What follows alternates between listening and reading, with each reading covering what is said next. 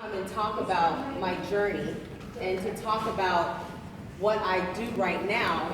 I'm saying I'm still a work in progress. And I think that that is something that we all are every day, no matter what field, no matter what career that we decide to go into. Each individual is always a work in progress. You ever heard that you're always learning something new every day? Yeah. It's really true. And so I am a mother of two. I am a daughter. I am a sister.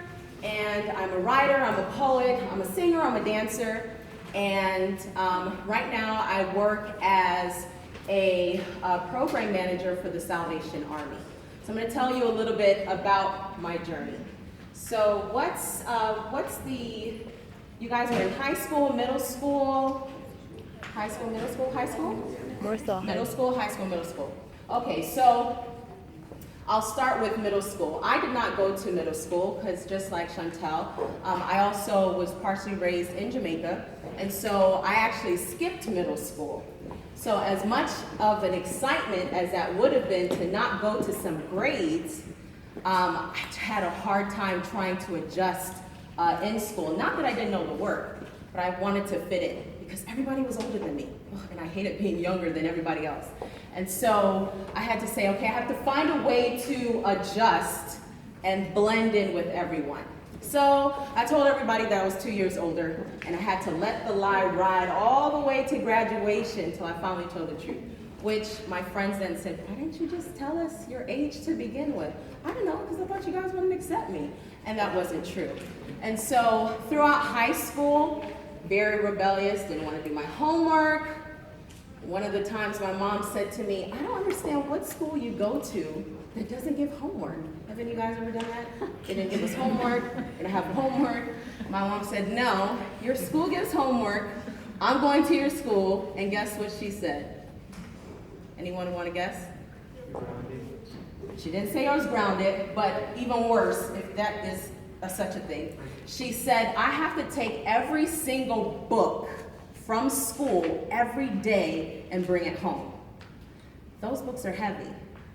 In high school, you have a lot of books. I'm like, how am I going to do that? Oh, no worries, I'm going to get you a bag that you can tote all of your books home.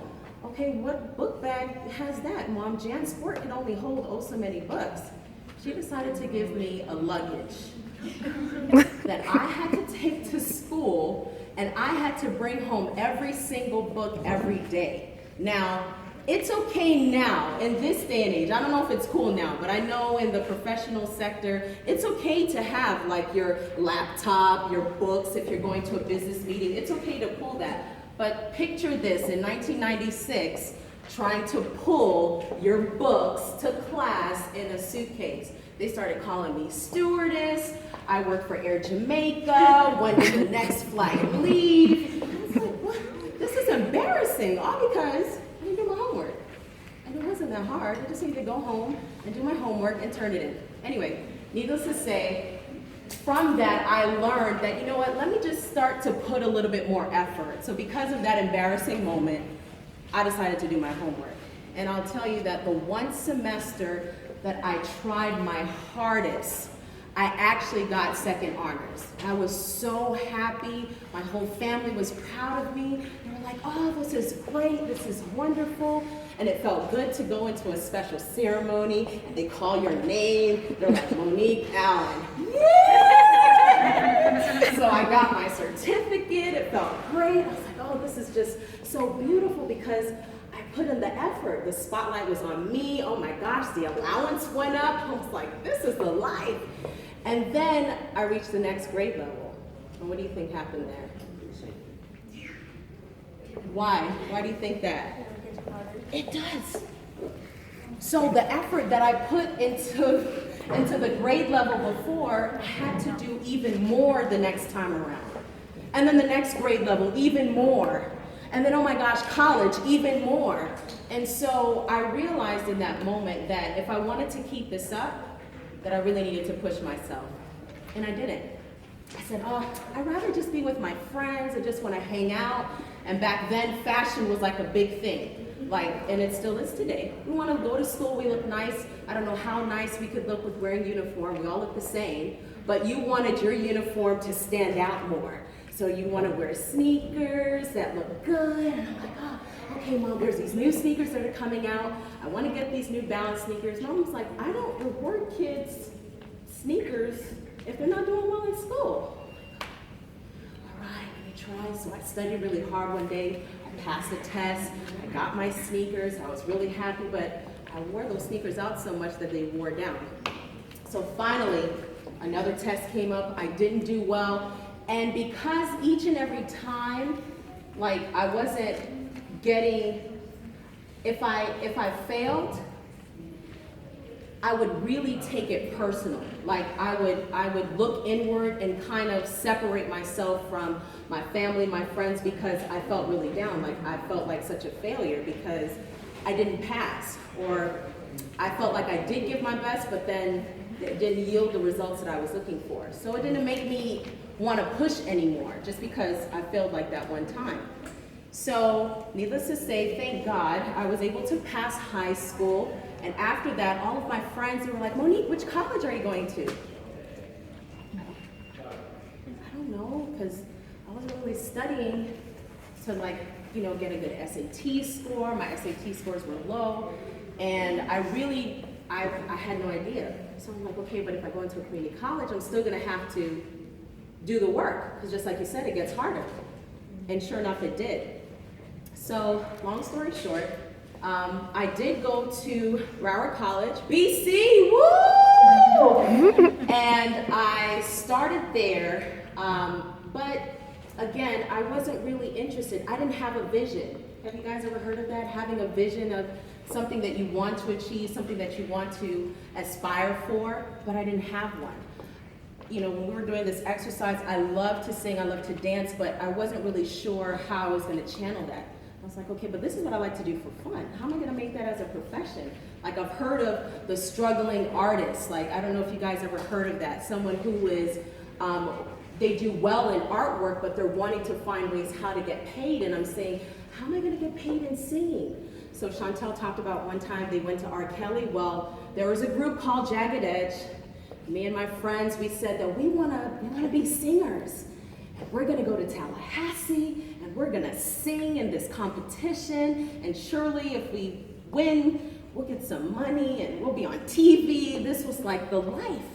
And when things didn't go that way, I said, okay, this is not working either. I really need to find my way. And I decided to work at a restaurant. Who knows Red Lobster? Who knows their Cheddar Bay biscuits? Man, those biscuits, I honestly thought that I was gonna eat them every day, but you get sick of things after a while. So I stopped eating the biscuits, but I excelled, I did so well. I'm a people person. I discovered things about myself that I never knew before, that I could meet new people and be hospitable, meaning to treat them with respect, and being able to be of service and to serve them. I love when a server, when you're halfway with your drink and if you're gonna drink it again, it's gonna be finished. I was that server that as soon as it was halfway, I'm already here with your next drink. That's just service. I anticipated everything that they wanted and I excelled. I then became a manager. I worked there for 5 years. I said, oh, this is great, but this is really not what I wanna do, So one day, I decided, when I was visiting a friend who was actually in jail at the time, I said, you know what? I want to do something more with my life. I want to be able to, I know that I'm good with people.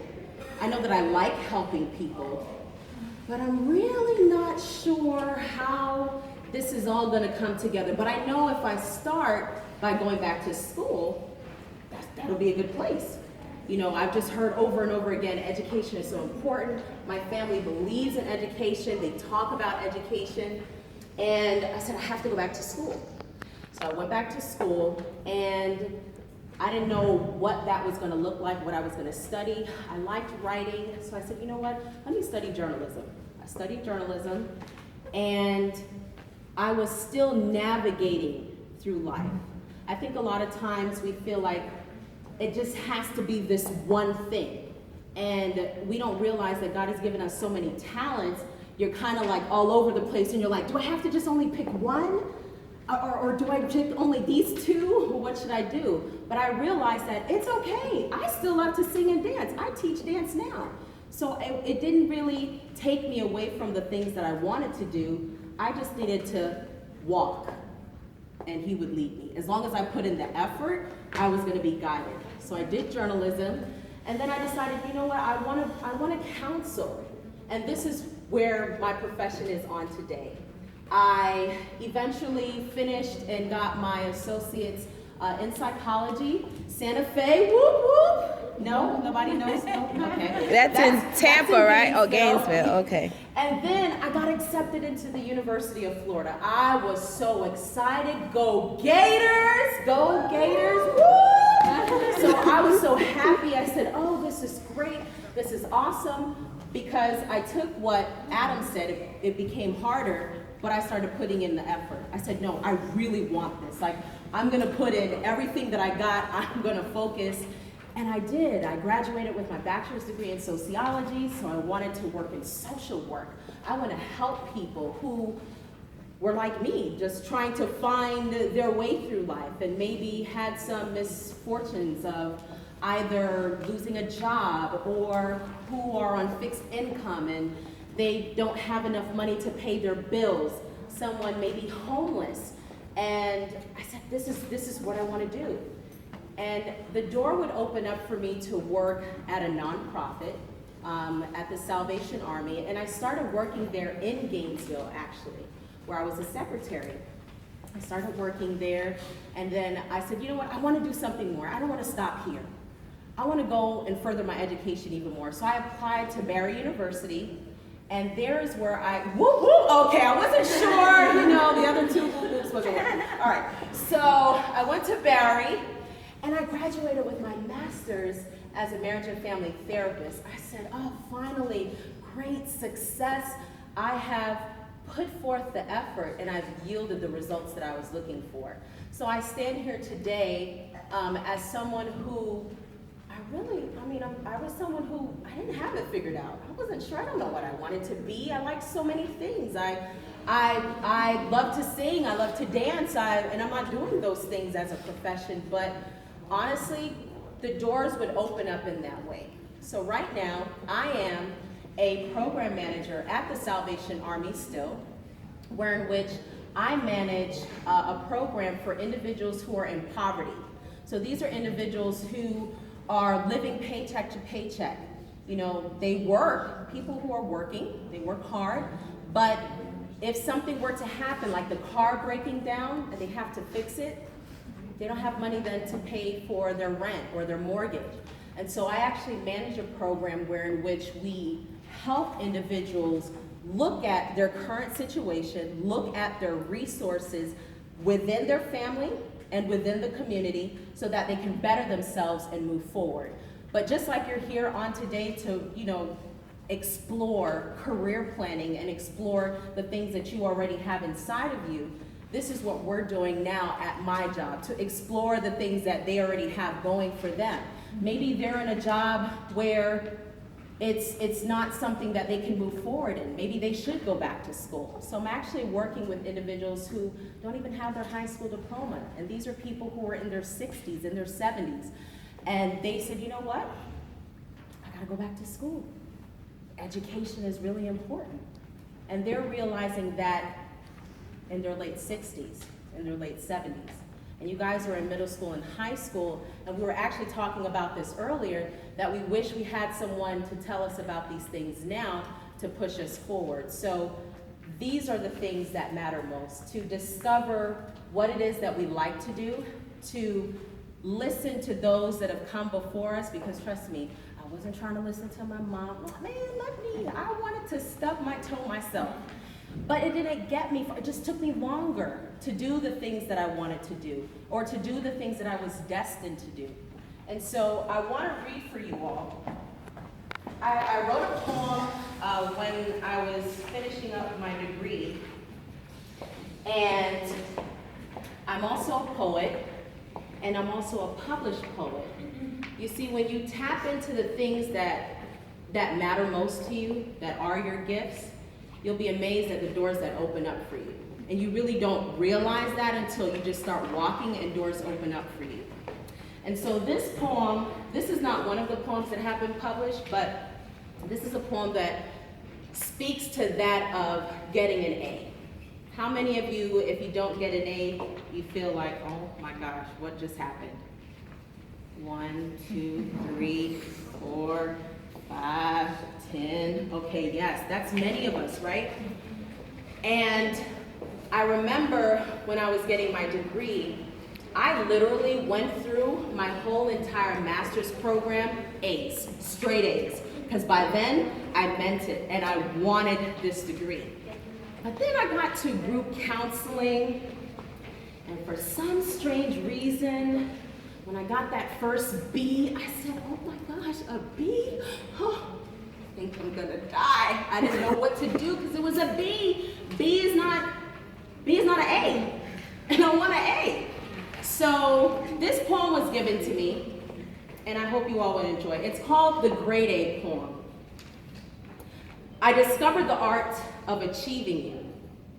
I was led to believe that if I obtained you, it would prove my intelligence, my vast knowledge, my capabilities in speaking with valor and fortitude, with purpose and great magnitude, with a sense of belonging to a unique secret society where only the elite dwell, where the mind is revered, where egos are stroked and confidence is restored, where realities are formalities, where objectivity is purely subjective.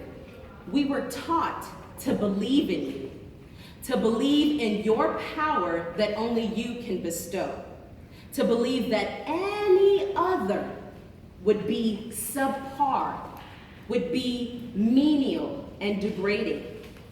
From you, success is fed upon, it's thrived upon, it's believed upon. Society made us believe in you, made us believe that you are the only way, made us believe that you are the status quo. You set the standard. In you, many achieve, yet proves nothing but empty knowledge. For many speak, yet nothing is said. Many write, yet nothing is written. So I no longer hold you dear to my heart. No longer will I treasure you to make me believe in the power that has already been given to me. No longer will I have my ego stroked for your name's sake. I no longer want an A. For in my new pursuit, I desire understanding. And so that poem made me realize that if I put forth my best effort, and I really put forth my best effort, and my best effort gave me a B, then I should stand up proudly and say, yeah, that's right, I got a B. I got a B. I passed. I spoke with a teacher who, when I happened to recite that poem, actually several Sundays ago, and she said, this was amazing because you will not believe the parents that I speak to who their parents are so down on them when they don't get an A.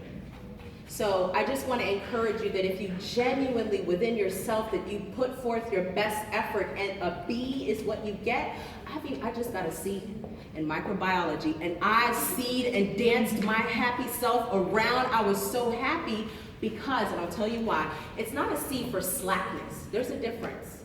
I didn't get that grade because I didn't do the work. I work 2 jobs, I have 2 children.